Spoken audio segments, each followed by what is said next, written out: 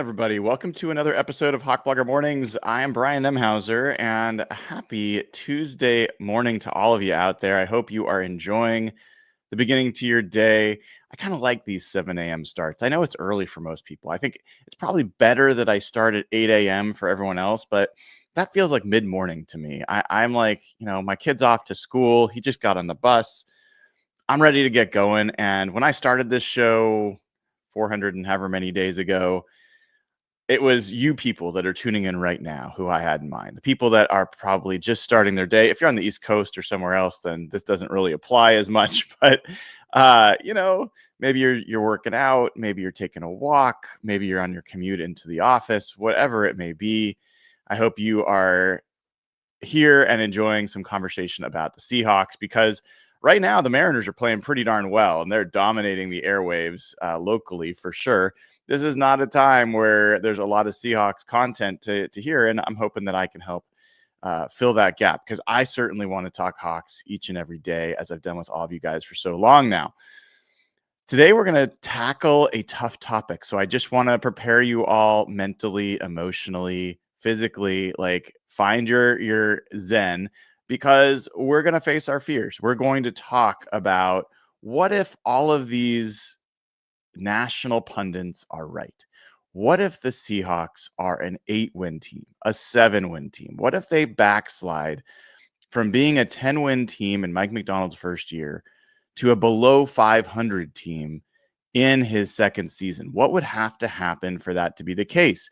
And we're going to do that in a couple of ways. We're going to do that by examining the kind of stress points of this roster and this construction of this team, and where things, if they go wrong, could go wrong, and why those could be pretty significant. We're also going to look at teams that have done exactly that over the last 2 seasons. So teams that in 2022 had won 10 or more games, and then in 2023 won 7, 8 or less, 8 or fewer.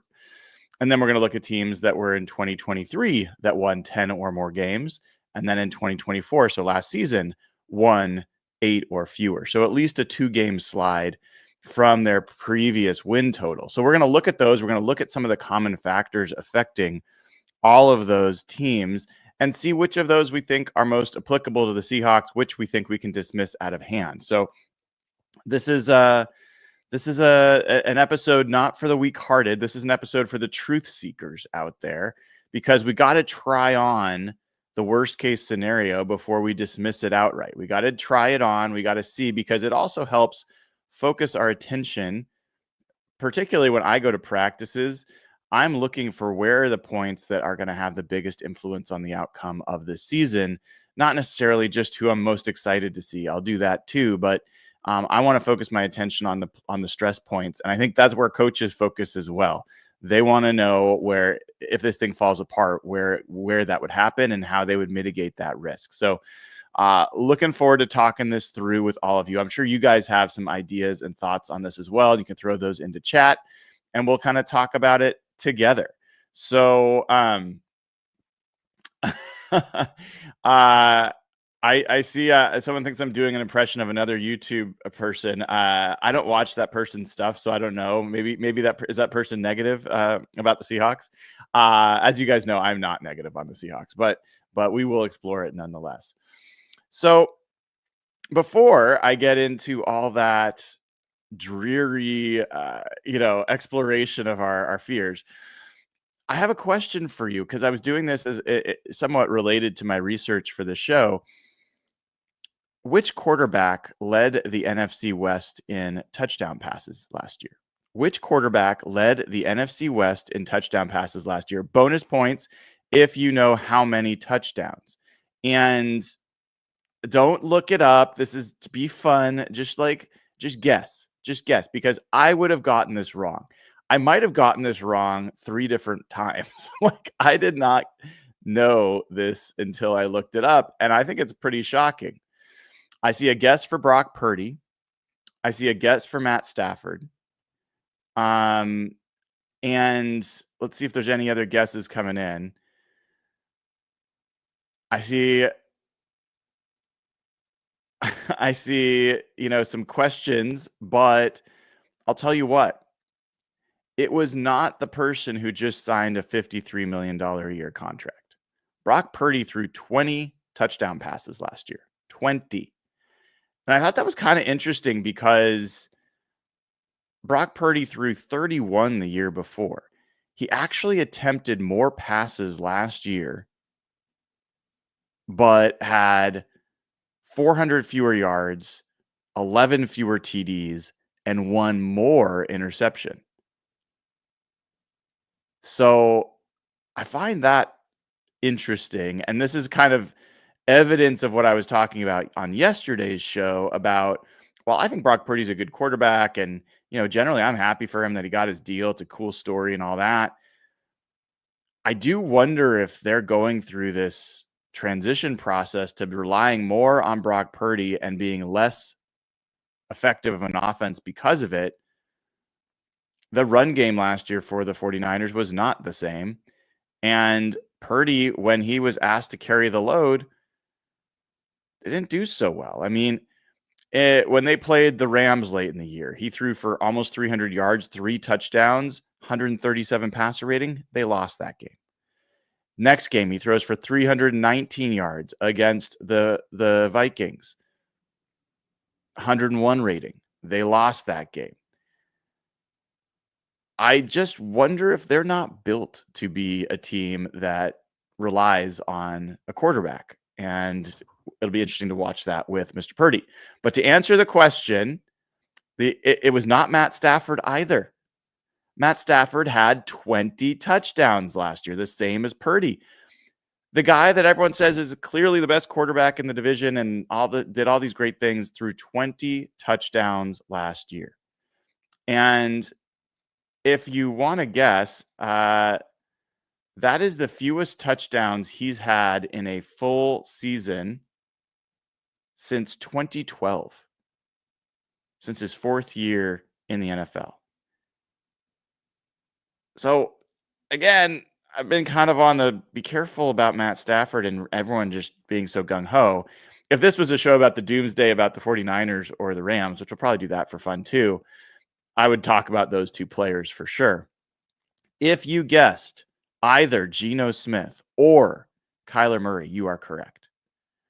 They each had 21 touchdown passes, just one more than Brock Purdy or Matt Stafford. That was shocking to me. Now, Geno was a little bit of a cheat. He had 4 touchdowns in the final game, but still, I mean, 21 touchdown passes is not a lot for leading a division that is full of quarterbacks who most people say are pretty good or were pretty good. So, Kyler Murray gets a lot of hype. Matthew Stafford certainly does. Brock Purdy certainly not only gets hype, but money.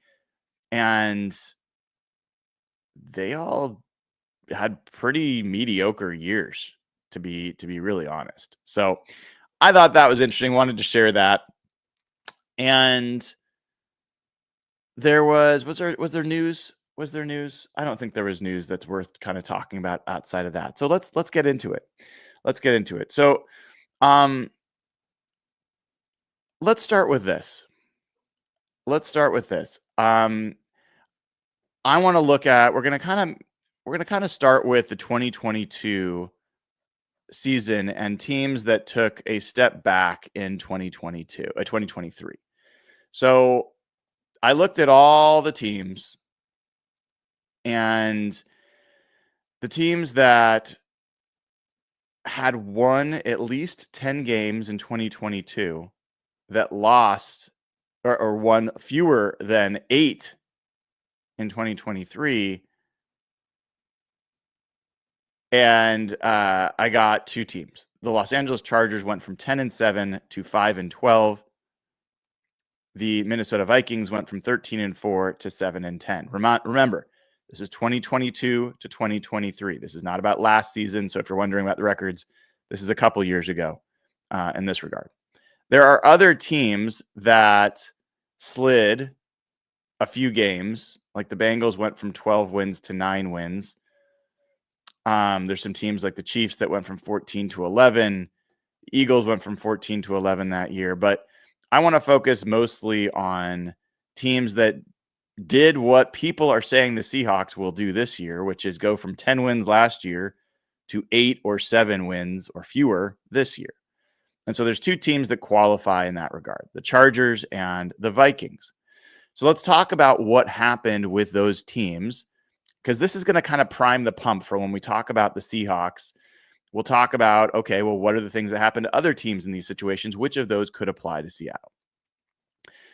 So the Minnesota Vikings that went from 13-4 in 2022 to 7-10 in 2023, that is a 6-game slide.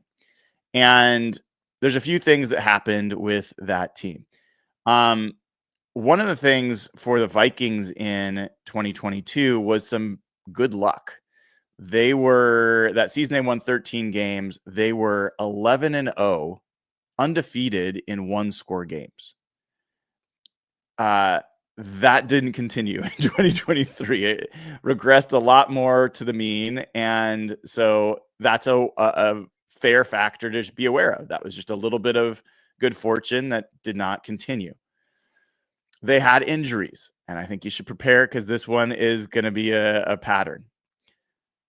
The biggest one was Kirk Cousins, who tore his Achilles midseason. He played 8 games, but they really were, going through Josh Dobbs and Nick Mullins and Jaron Hall at quarterback after Cousins. They just had no answer when that happened. They also lost Justin Jefferson for a number of games due to a hamstring injury, and TJ Hawkinson and other players also got injured. So they had a lot of injuries in 2023 at key positions to their best players. Okay. That's going to be a pattern you're going to see as well.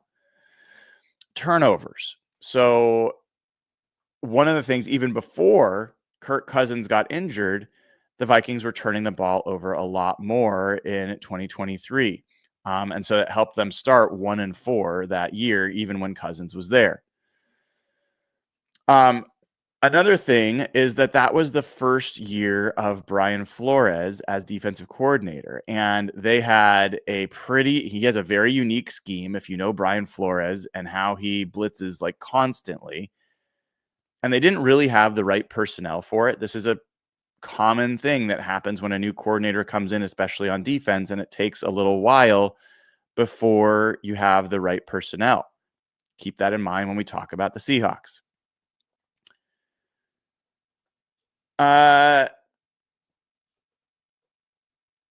There was, I think, questionable offseason decisions that led into their 2023 demise. They signed Marcus Davenport, who missed most of the year with an injury. They did not re-sign Dalvin Cook, who some people thought that was a big problem. The running game was an issue and continued to be an issue through that season. All right, so that was some of the reasons for the Vikings slide in 2023. It's a little bit of bad luck or normal luck, as you might say, injuries to their best players for lengthy amounts of time, turnovers, and a new coordinator that took some time for them to get the right personnel to meet what that coordinator wanted to do. Let's look at the Chargers. The Chargers went from 10-7 in 2022 to 5-12 in 2023. What were some of the factors there? Going to sound like a broken record. Key injuries to their best players. Quarterback Justin Herbert. He played through a finger injury for part of the season and then ended up just sitting on the sidelines, to heal. This hit they had offensive and defensive injuries. Their offensive line struggled a lot. Keep that in mind. This was a part of the team that struggled in run blocking and struggled in pass protection and made it really hard for that team to function. The defense took a pretty significant drop. And if we look at, let's see, they went from they went from 20th in yards allowed, which is not great in 2022, to 28th. They were one of the worst in yards allowed in the NFL in 2023. So a big defensive step back. The offense also took a big step back. They were 9th in the NFL in yards in 2022. They were 18th in 2023. They were 13th in scoring. They went to 21st. So their offense and defense fell to ranks in the 20s in 2023. This was the final year for head coach Brandon Staley. There were just his defensive scheme, his in-game management. I think he did not work out as a head coach. He washed out as a head coach. And if you want to have a cautionary tale, Brandon Staley was a defensive wonderkind under Sean McVay. He went to become head coach of the Chargers. He took them from winning 7 games under Anthony Lynn to winning 9 games in his first year. So a 2-game improvement. And then he took them to 10 wins in 2022 and the playoff appearance before falling off and being fired. So Mike McDonald improved 1 game last year, did not make the playoffs. Keep that in mind as we go through this. Close games, another factor there. The Chargers had a terrible record in 1-score games in 2023. Their inability to finish these games really kind of defined their season. And let me look really quickly at how many of these games were 1 score. 1, 2, 3, 4, 5, 6, 7, 8. They lost 8 1-score games. Is this real? Did they really lose? Did I forget this game entirely? They lost 63-21 to the Raiders? Did that really happen? What on earth? Aiden O'Connell just went off on them in that year? I did not know that. Aiden O'Connell threw for 248 yards, 4 touchdowns. I find this fascinating. I will not dive further into it, but oh my God. They had 5 turnovers. They lost the turnover battle 5-0. I did not know that happened. Yikes. So, tough year for those Chargers. And again, turnovers, they were not great in the negative turnover differential, key injuries to key player, offensive struggles, and then just scheme fit issues. Okay. So that's looking at the teams. That's the 2 teams that qualify for my search in between 2022 and 2023. Now we're going to look at teams from 2023 to 2024.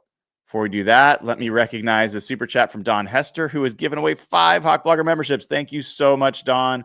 I love the generosity that we've got going on in our community. If you get one of these free memberships, consider paying it forward, giving one to somebody else, or upgrading your membership to club level or higher, gets you access to the Discord channel, and you can continue the conversation all day, whether it's about the Mariners, whether it's about the Seahawks, the Kraken, whatever's your game. We got folks talking sports in there all the time. All right. So let's look at 2023 to 2024 teams that backslid and what were the reasons for that. Okay. So there were a few teams that qualify in this view. There were, let's see, the Miami Dolphins went from an 11-win team to an 8-win team, so a 3-game slide. The Dallas Cowboys went from a 12-win team to a 7-win team. The San Francisco 49ers went from a 12-win team to a 6-win team. Aw, wipe the tear. The Browns went from 11 wins to 3, an 8-game slide. That's rough.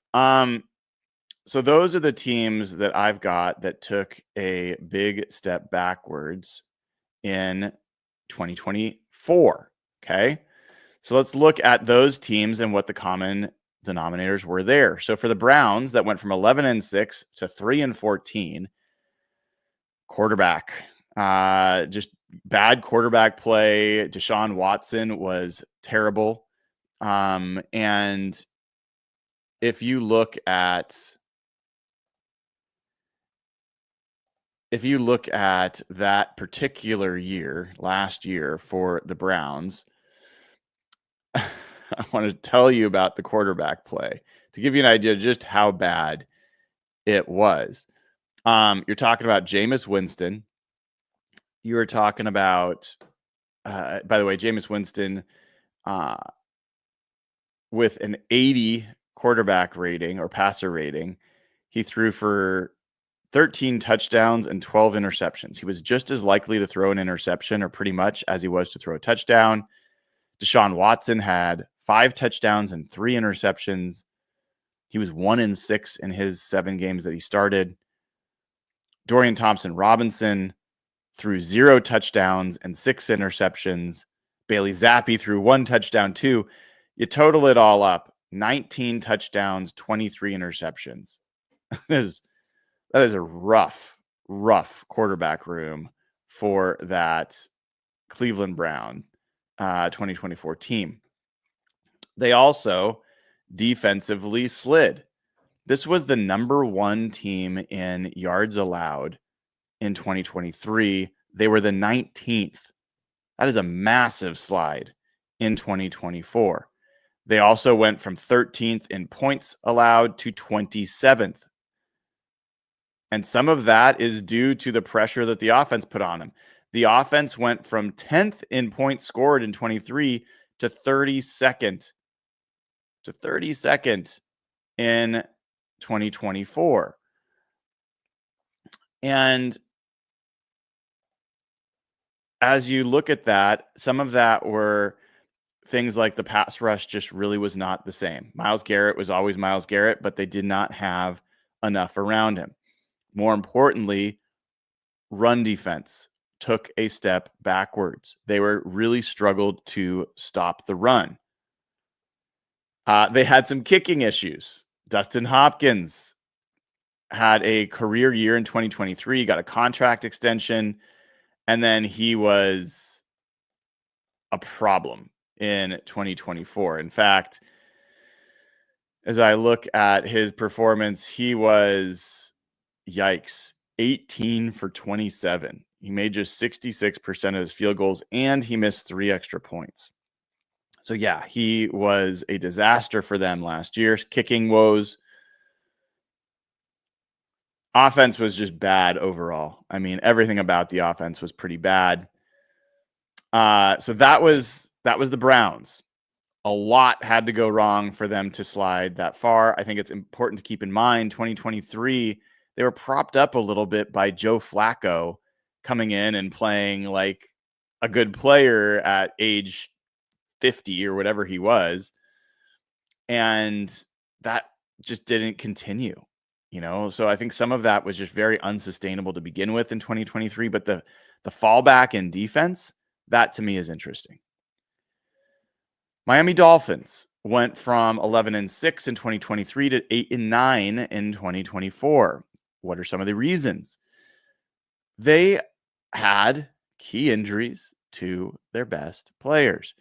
Tua Tagovailoa missed 6 games due to head and hip injuries. We know that as the Seahawks played them last year without Tua on that roster. Tyreek Hill was injured throughout the season, although he played through it. Jalen Waddle was in and out with injuries. They had running back injuries. They had line injuries. So a number of injuries, again, were a key contributing factor. Another one, offensive line play. This was a team that really struggled in both pass blocking and run blocking, and this hurt their ability to keep their quarterback healthy. It hurt their ability to get guys like Devon Achane really to be as good as he had been as a rookie. He had a very high rate of no gain or lost yardage plays, one of the highest rates in the NFL. And that's generally going to be something that you put on the offensive line, especially when you're talking about yards before contact. And the Dolphins, the Dolphins were among the worst in that category. There were some critiques, and I think we'll have to see if this is valid or not, about the offense being predictable, that Mike McDaniel had lost his magic touch. They were very reliant on passing, like screen passes, and there wasn't a lot of diversity in how they played.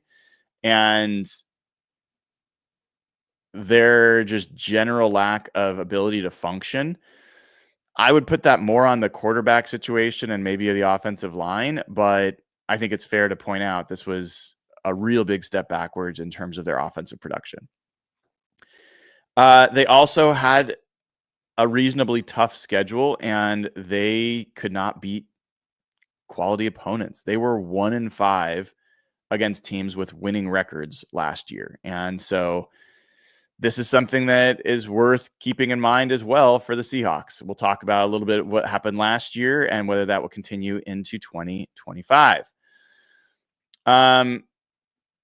There were some people that talked about kind of a losing of the locker room and lack of control from Mike McDaniel, that there were discipline issues, professionalism issues, and, players being late, and that fines were not enough of a deterrent to keep people from not really showing up. So a little bit of just kind of, is the team bought in, was part of what was going on with the Dolphins. But injuries, I think, were a key issue there. The Cowboys go from 12-5 in 2023 to 7-10 in 2024. And what's another contributing factor? Key injuries to their best players. Dak Prescott, their quarterback, missed much of the season due to injury. Trayvon Diggs, cornerback, missed most of the season. DeMarcus Lawrence, who we now have in Seattle, out for most of the year. So they had a lot of injuries to key players. The offensive line, this is going to sound like a broken record, but these are the factors for each of these teams. The offensive line had to play without Tyron Smith for the first time in a while. Tyler Guyton struggled as a rookie, was not great. And the offensive line in general was not terrific. The defense took a step backwards. And if we take a look at that Dallas defense, they went from, in 2023, 5th in points allowed and 5th in yards allowed defensively, to 31st and 28th. The defense fell off a cliff. And I have at least some questions about how much the loss of Dan Quinn as defensive coordinator contributed to that. You look at what Dan Quinn did in Washington and how much that helped. You also lost Aden Dirty, who came to Seattle. So you lost some real coaching stalwarts for the Cowboys in 2023. They left, and now the defense fell off a huge cliff. It's also worth noting the offense had been number 1 in points scored in 2023. They were 21st in points scored in 2024. Obviously, a lot of that's due to the injuries that I was just talking about with Dak Prescott and others, but that also puts pressure on the defensive side of the ball that they did not have to carry as much when the offense was out there all the time in 2023, controlling the clock, controlling the ball, being ahead. It allowed the defense to perform in a different way. They didn't have that in 2024. There was a lot of criticism about their offseason moves going into last year. Zeke Elliott was kind of their big addition in the offseason. They just didn't do much, and this has been a pretty consistent criticism of Jerry Jones lately. There are some players who had really strong 2023 seasons that stepped back. Jake Ferguson, the tight end, Deron Bland, the corner, although he was injured and came back. Brandon Cooks, the receiver, was not the same player. So those are some of the reasons that the Cowboys slid.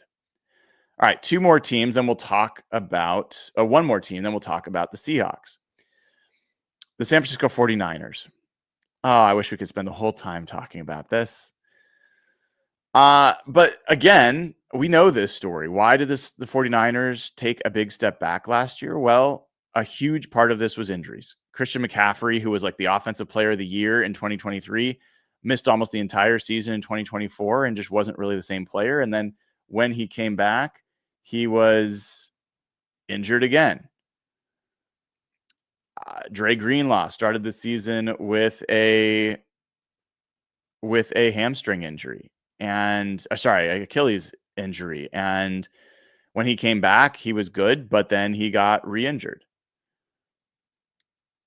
Then we've got Brandon Ayuk, who signed a big deal in the offseason after holding out the whole year, and he tore his ACL. You had Javon Hargrave, who was their starter on the defensive line. He tore his pec and was out for the year. Talanoa Hufanga was out for most of the year. Trent Williams missed some times. Fred Warner played through a stress fracture in his ankle for the most of the season. So, George Kittle missed some games, as he often does. So a lot of injuries to a lot of their best players.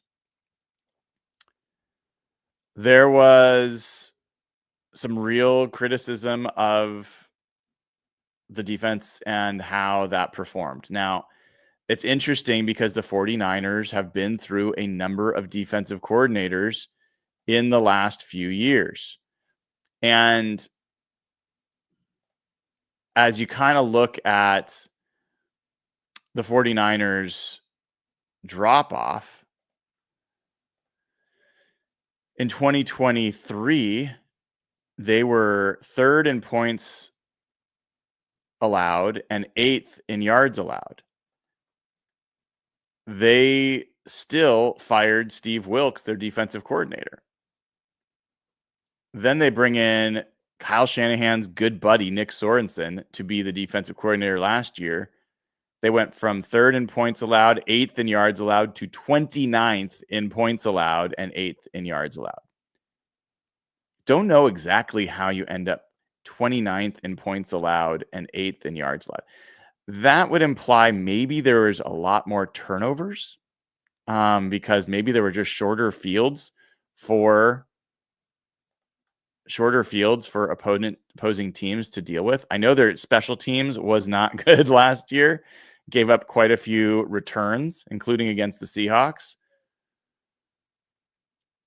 But, I mean, Brock Purdy did have 12 interceptions. Josh Dobbs and Brandon Allen played a little bit, and they both had 2 interceptions apiece. As far as fumbles go, wow, they had 26 fumbles last year. Is that right? That's a lot of fumbles. How many fumbles did the Seahawks have last year? Let's see. That's crazy to me. Seahawks had 16. Yeah, 26 is a lot of fumbles. So yeah, I think maybe that's part of how you got to this turnover issue. Or sorry, this yards versus points disparity. But yeah, their defense took a big step back. I would say this. It's not one of the things that other people have pointed out, but the 49ers lost their identity. They lost their identity on offense. They lost their identity on defense. They decided to just sign guys like Leonard Floyd, like Javon Hargrave, trade for Malik Collins, guys that were all more pass rush guys than they were run stuffers. They were not stout defensive linemen. And so what you ended up with was a team that could be run on and physically dominated defensively. That is not the 49ers of old. Offensively, they lost their way in terms of run game. This is a team that ranked 14th in rushing attempts and 12th in rushing yards.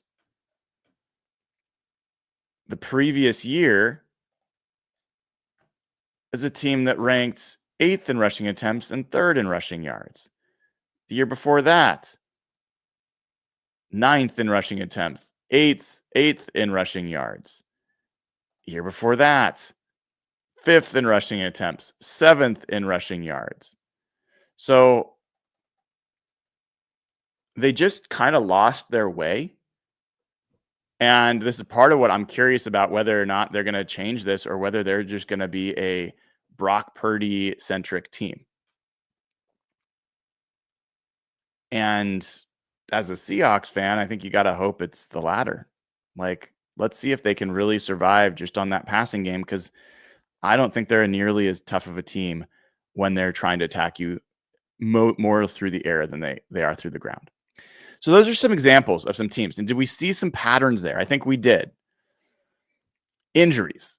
This is just an obvious one. And if we're going to talk about a doomsday scenario for the Seahawks, you got to talk about injuries. Where would be the key places where injuries could really hurt the Seahawks?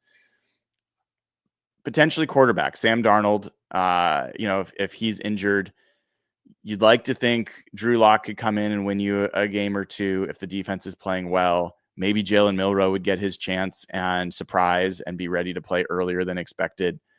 I think the Seahawks are better equipped to handle a quarterback injury than some of these other teams. Like the Browns they had nothing once, they had nothing at the top either, but they were in pretty bad shape from a backup perspective.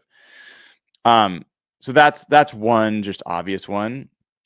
Other places where injuries could really hurt. I mean, the offensive line, is a place where losing a guy like Gray Zabel would be a really big deal. Losing a guy like Abe Lucas or Charles Cross would be a really big deal. And you just have to acknowledge that. But it's also kind of pointless to spend a lot of time talking about it, because for the most part, you could kind of go through a lot. Like, yes, it would hurt if you miss Leonard Williams. Yes, it would hurt if you lost Julian Love or you lost Devin Witherspoon. Like, yes, all of these things would be a problem if they happened.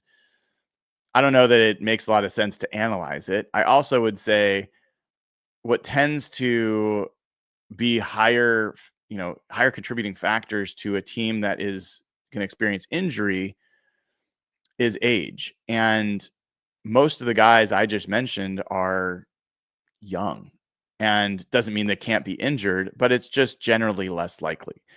So injuries could be an issue. I'm not convinced. Like Cooper Kupp obviously was injured a lot last year. DeMarcus Lawrence was injured a lot last year. Those things could resurface. I'm not sure that either one of those things would be a catastrophic blow, but they could happen. What's another thing that was a consistent pattern from some of these other teams? Offensive line play. That could definitely, let's not kid ourselves, that could definitely be an issue. Most people would say it's going to be an issue for the Seahawks. I'm quite bullish on this Seahawks offensive line. Not everybody is, and that's fine. But let's be real about it for a second. I am very high on Gray Zabel. I think he's going to come in and be a solid starter right away. Not many rookies are, especially jumping up from the FCS. So Gray Zabel could struggle in his rookie year.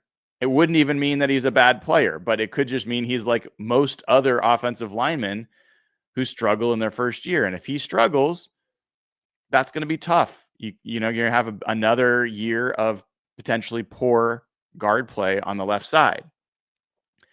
On the right side, we already know the issue. Maybe none of Christian Haynes, Satawa Lamea, Anthony Bradford, Bryce Cable-Dew work out. Maybe none of them are even league average. Then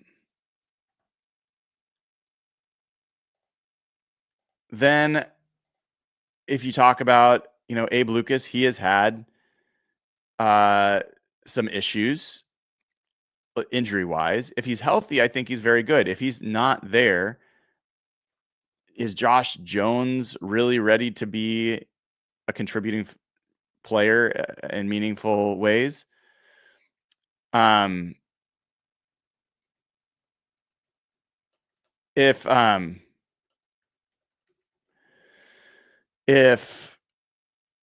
Oluwatimi, Jalen Sundell, don't take a step forward, I think there's plenty of reasons to believe that the offensive line, because it's just been bad for years, will continue to be bad.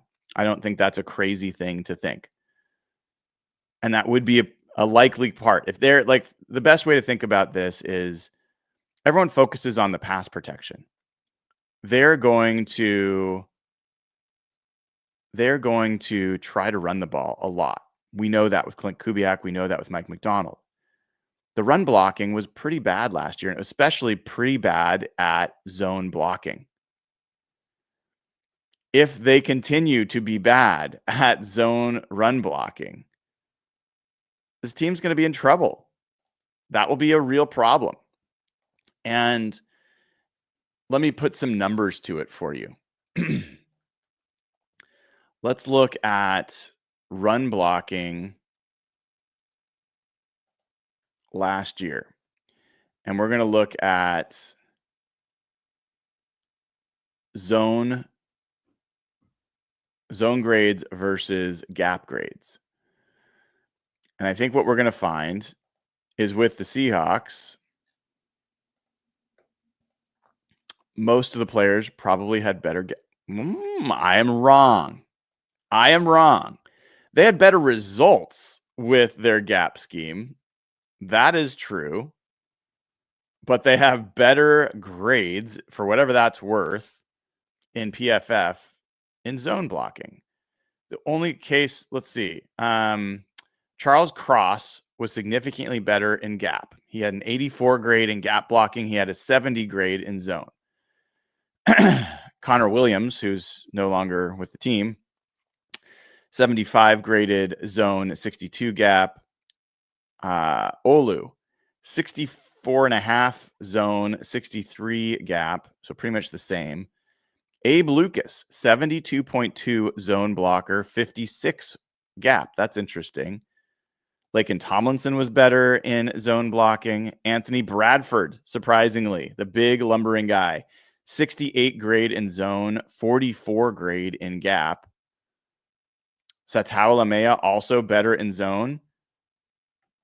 Christian Haynes, much better in zone. 67 graded run blocker, zone, 46 in gap. So that's pretty fascinating. I actually would not have guessed that. And if you look at the production, I know from a production standpoint, I'm going to pull this up because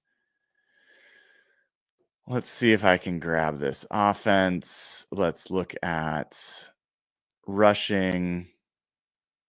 I'm over on ftnfantasy.com. Use promo code HBAM, gets you 15% off your subscription to Stats Hub and all the great stuff there. All right, let's look at run types. All right, so outside zone.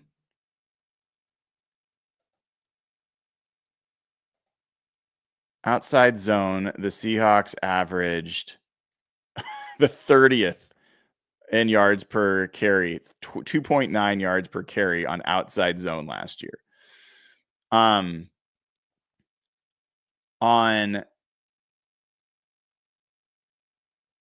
who is this?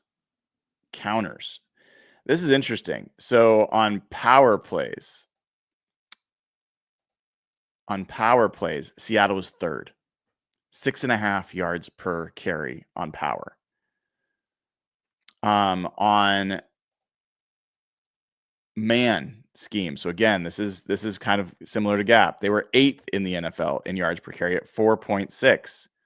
On counter plays, which were often gap scheme, like pulling somebody. The Seahawks were 19th in the NFL at 4 yards per carry. So it really was the outside zone where they struggled the most. Inside zone, they were 29th. So inside zone, outside zone, they were awful last year. And so if you want the number one potential reason that the Seahawks could slide this year, it's that the scheme that this coordinator loves to run, the coaching staff, the offensive line coach have all learned and loves, is the scheme that the Seahawks struggled with the most last year. Now, if you want to flip that around, you could say, man, well, if they already were a good gap scheme team, and now they learn from really good coaches how to be a good zone running team, they could be a damn good running team in a year. Like, they could really turn this around. That's the positive view of it. The negative is they've got the wrong personnel for the scheme that they want to run, and they will struggle. So that's a key possible reason that the Seahawks could really struggle offensively even more than they did last year. Another reason that they could struggle offensively is a lack of true explosive weapons. The Seahawks were pretty good in terms of explosive plays last year, especially through the air. They don't have a DK Metcalf. Marquez Valdez-Scantling could be good. He could be what he's been most of his career, which is not that good. You could have Torrey Horton come in and maybe make an impact, or you could have him be a fifth-round pick that doesn't, which is what most fifth-round picks do. You look at the rest of that roster, JSN is not a deep threat. Jake Bobo is not a deep threat. Like, you go through, there's not a lot of other guys that can take the kind of roof off the defense. Noah Fant hasn't really proven that. Maybe Elijah Arroyo will, but that's asking a lot of a rookie. AJ Barner is not a deep threat.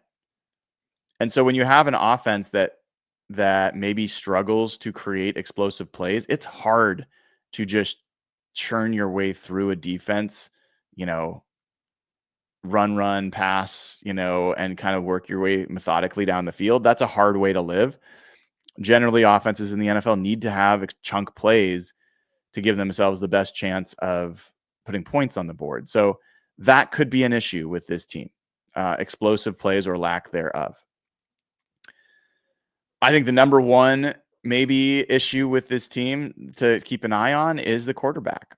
How many of those teams that I talk about had quarterback injuries or poor quarterback play? Forget if he's injured. Let's say Sam Darnold's healthy. But let's say that Sam Darnold turns back into the player he had been for really his whole career. And if that's the case,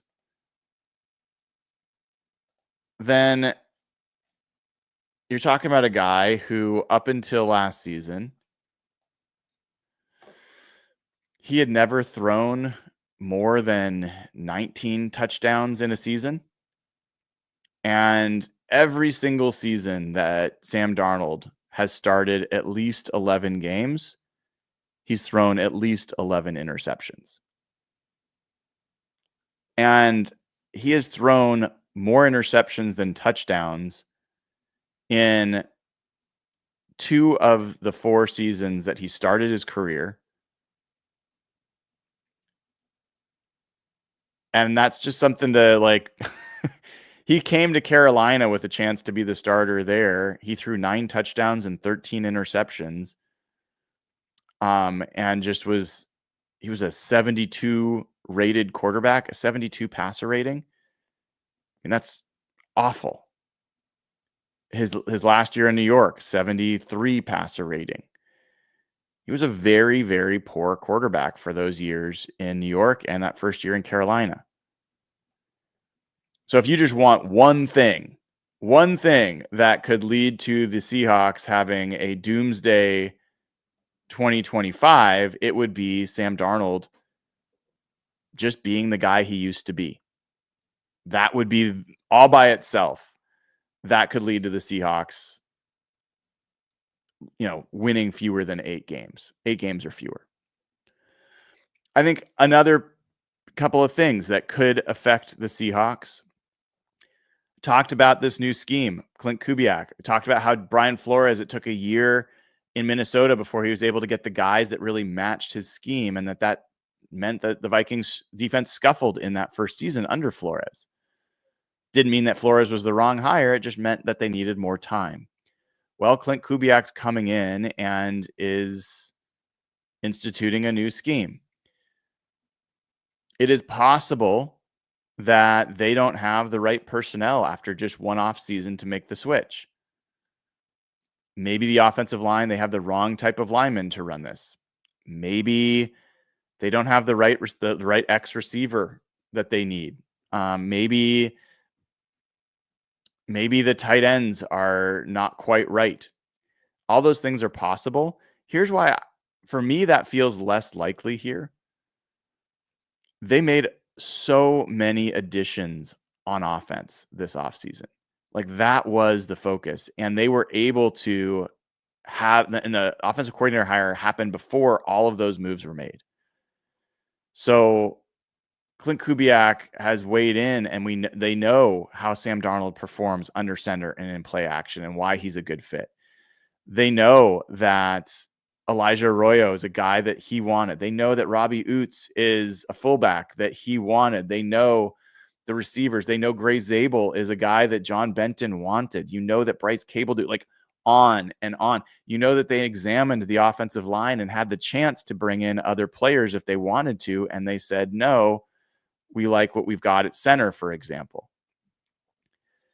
So I feel like they had an outsized opportunity to affect the scheme or the personnel, and they turned it down I wouldn't say they turned it down.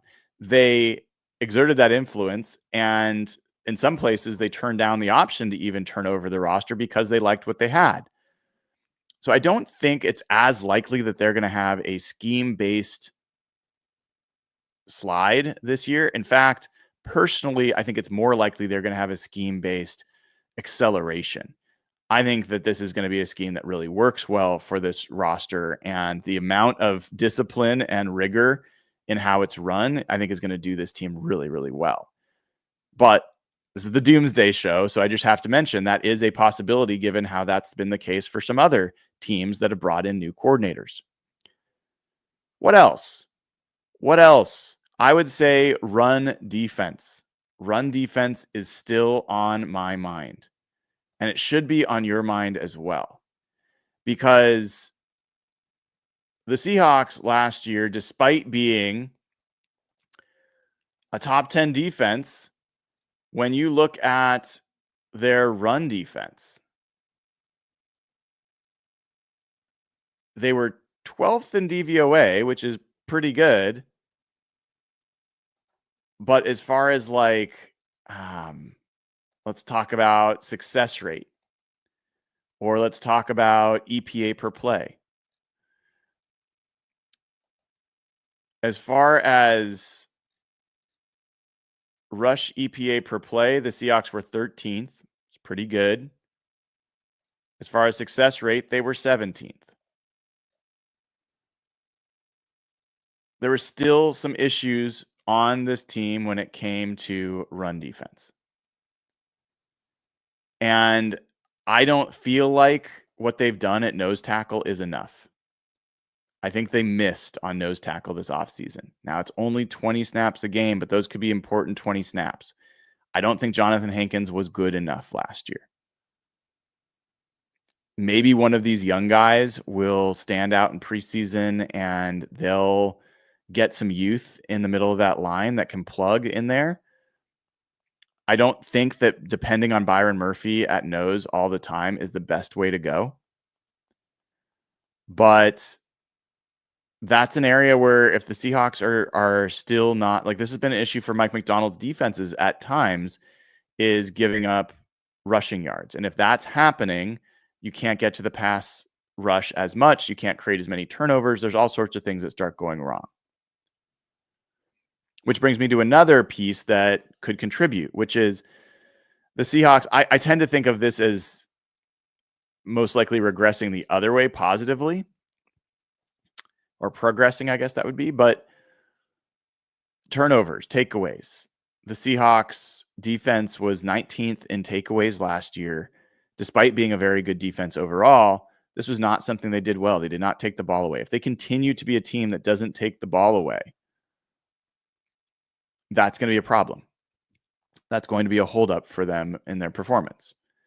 So I think you've got a couple pieces there. You could add, depending on how you feel about the secondary, Nicky Manwari is a projection at nickel corner. Big nickel. Josh Jobe, you're hoping that he continues to play well as your third corner. If he doesn't, and Nicky Manwari is not playing that well, you've got some challenges at the cornerback position. I think the team is especially thin at inside linebacker. Ernest Jones, Tyrese Knight, I don't really feel like they've got anybody you'd feel good about starting games behind those guys. So their durability is a pretty important part of this season. I think another thing would be edge rush. So if the edge rush is just mediocre and it's not above average, I'm not saying it has to be elite because I don't think they necessarily have that. But if the edge rush is not great, I think that contributes as well. So, there's some pieces there that you can plausibly imagine would not go well. I think the one that would be my biggest blind spot personally is I'm just assuming Gray Zabel is going to be good. If he's not, that's a really big issue. It just is.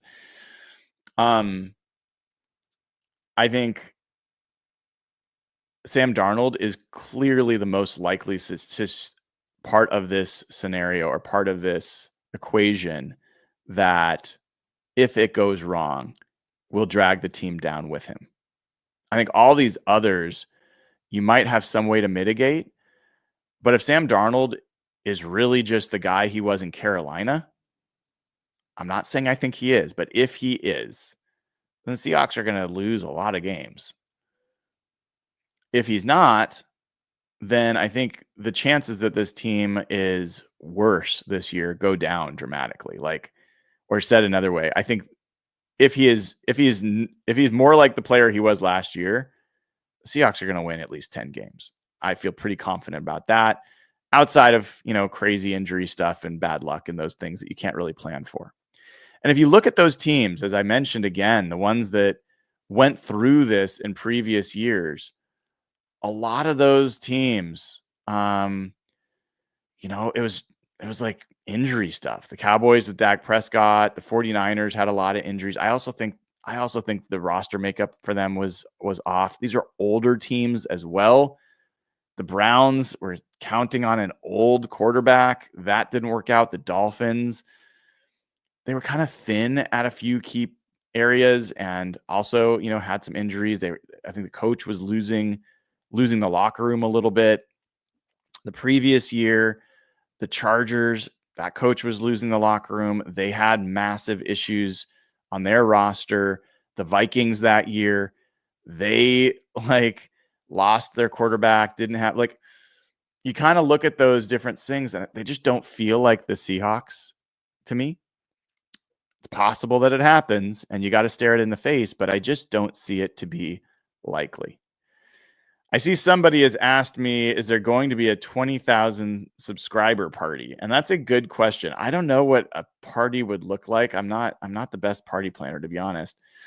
But we are like 140 subscribers away from 20,000 subscribers here on YouTube. If you have not liked and subscribed, please do. Greatly appreciate it. Click the bell to get notified when I go live, because you never know when we're going to go live here. Sometimes it's bright and early. Sometimes it's a little bit later. Today, bright and early. And then, I would love, we'll do something to celebrate. And greatly appreciate, I just want to see how big we can get this community as part of it. I've seen some Seahawks accounts with 30, 40, 50,000, subscribers. Let's see how big we can get. That'd be fun. We got a question here from WD Ford. If Seahawks do have a doomsday season, we can look in the rearview mirror and say maybe they knew it would be a hard reset in 2025. Yeah, that's an interesting question or point. And I don't know that I really don't think that they were looking at this as a hard reset. I still don't think they're looking at this as a reset. And I think if they do have a doomsday season, man, it would call into question. This is where I brought up the Brandon Staley thing. I'm very positive on what Mike McDonald did. I think he had a much more positive impact on the Seahawks than Brandon Staley did when he went to the Chargers. For example, Brandon Staley took a defense that ranked 10th in 23rd in points allowed when he got there, and he made it worse. It was 29th in his first year. He took a defense that was 10th in yards allowed before he got there and made it worse. It was 23rd in yards allowed. Mike McDonald did the exact opposite.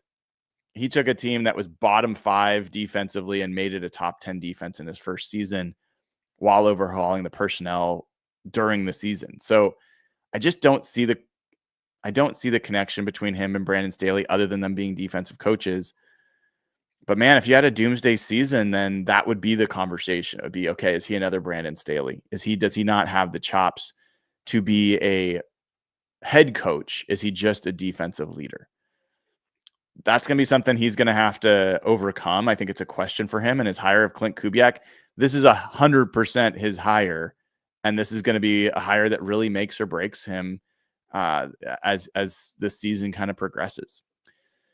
All right. So appreciate everybody who has tuned in. I'm curious for you guys, like, how realistic do you feel like these doomsday scenarios are? Did any of these things make you feel like, yeah, I get it. I get why people are projecting 8 wins, 7 wins for the Seahawks, or 5 wins I've seen projected for the Seahawks?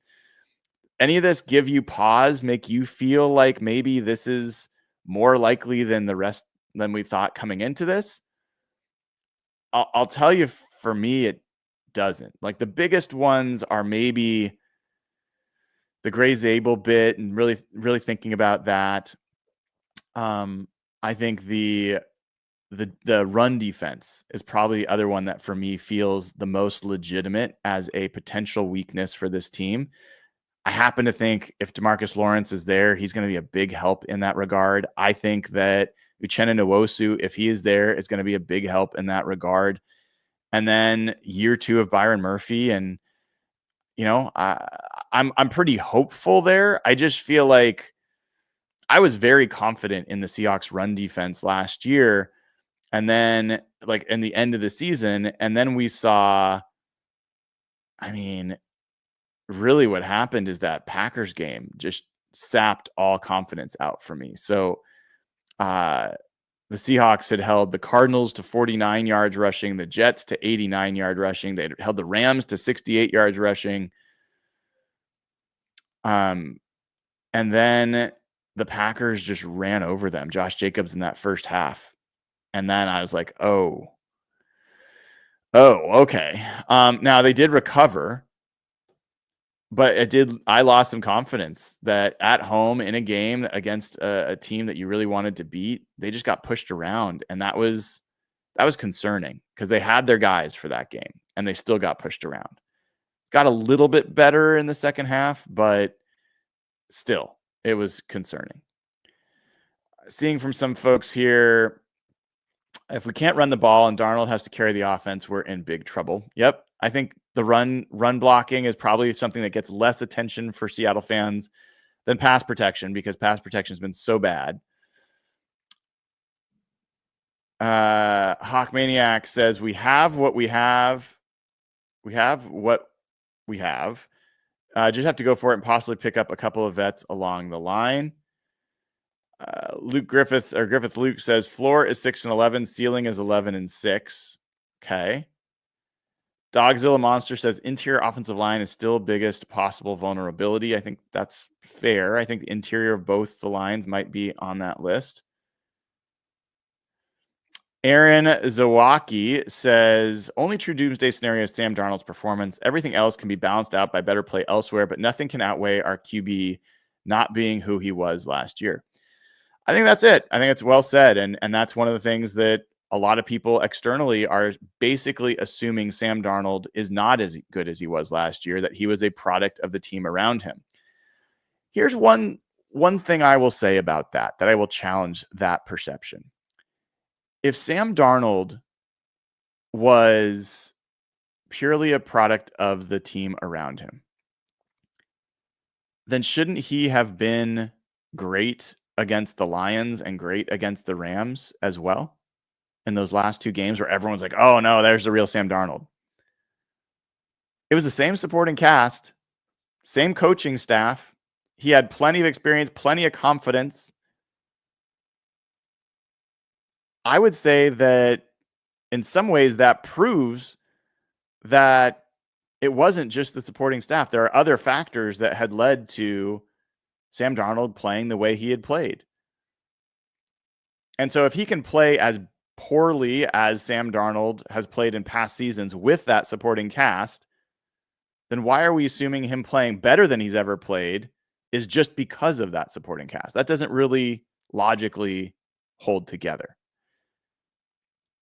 So in some perverse way, the fact that Sam Darnold crashed and burned to end last year is good news in terms of the potential that his level of play last year was not solely dependent on the supporting staff and players around him.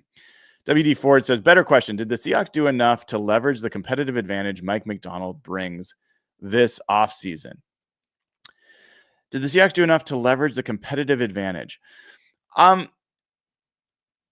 think that the way I look at this is I went back to their past three off seasons. And if we went back to 2021 and we looked at the Seahawks and we looked at the roster, we would have had as many complaints about the defensive line and the defense as we did about the offense.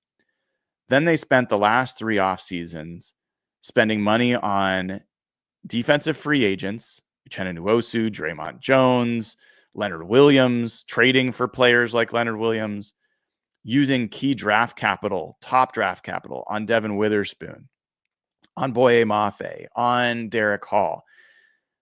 The predominant use of their off seasons, the past three off seasons before this year, have been to add to the defense. And now we could look at the defensive line and say, it's a strength. We couldn't have said that 3 years ago. And so this offseason, it made a lot of sense for them to turn their attention to the offense and to restock there. And so I don't know if you'd say they did enough this offseason to really build back up the defense, but they did make some meaningful additions. Nicky Manwari at the top of the second round is no small addition. We'll see what Riley Mills, if he ends up, he's a wild card in this. Does he end up contributing this year? Who knows? Byron Murphy in his second season, he was a first-round pick last year. Again, this is part of the build-up on the defensive side of the ball. And then, we'll just see like how that plays out. I think they're probably still going to add another corner. It seems pretty likely. But I think Mike Macdonald's got a good young roster on defense. And so I don't know that you could make the case they really needed to add that much more.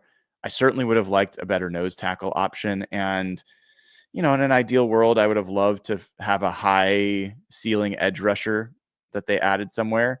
I'm not sure that was easily done.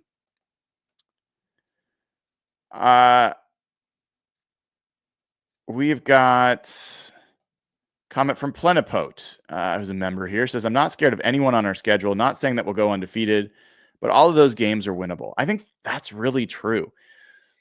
One of the things I'm going to talk about in another episode is like what has to happen for the Seahawks to jump out of the middle, like jump into the true contender group. And one of those factors is they've got to have a statement win. I'm not sure there's a statement win to be had on this schedule. Obviously, beating the 49ers always matters. Beating the Rams matters. And you could do it in a statement way. You could like remember like the 42-13 drubbing of the 49ers in 2012. Like you could, the 58-0 beating down of the Cardinals in 2012. Like, yes, there's ways you can really smack opponents, but as far as there's not like a Buffalo Bills or a Kansas City Chiefs or a Baltimore Ravens or a Philadelphia Eagles or I think maybe the Washington Commanders, depending on how the Commanders play, could be your biggest chance at a statement win in prime time in Washington. But yeah, that's a good point. All right. Looking at other chat, see if there's anything else I want to throw out here.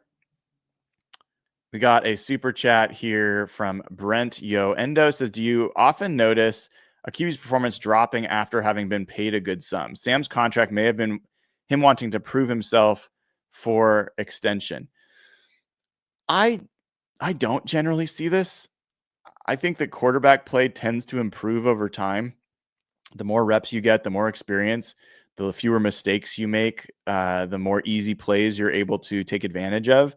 It's not the case for all quarterbacks, but I have not noticed any correlation to being paid and then seeing a drop off in quarterback play.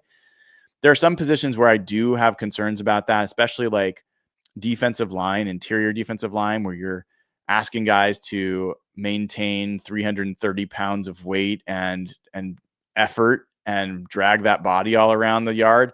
Like Albert Hainsworth certainly is a classic case of that, where he just lost all motivation when the Commanders signed him to that massive deal. But I don't feel that's as much of an issue at quarterback. And if anything, I think Sam Darnold is more motivated this year to prove that last year was not about Minnesota. It was about him. And so I think we'll get every bit of him this season. All right, everybody. Thank you so much. Hopefully you enjoyed. If you can enjoy a Doomsday scenario show, I hopefully enjoyed it. Hopefully you liked the thumbnail. I was kind of proud of the thumbnail. I did a little work to get the fonts as right or as close to right as possible. Had to do some work with our roster up there, but that was a fun thumbnail to make. Hopefully you guys enjoyed it. Hopefully you enjoyed me putting a little more effort into the thumbnails the last few months. All right, everybody. Have a great rest of your Tuesday. I am Brian Nemhauser. This has been another episode of Hawk Blogger Mornings. Take care, y'all.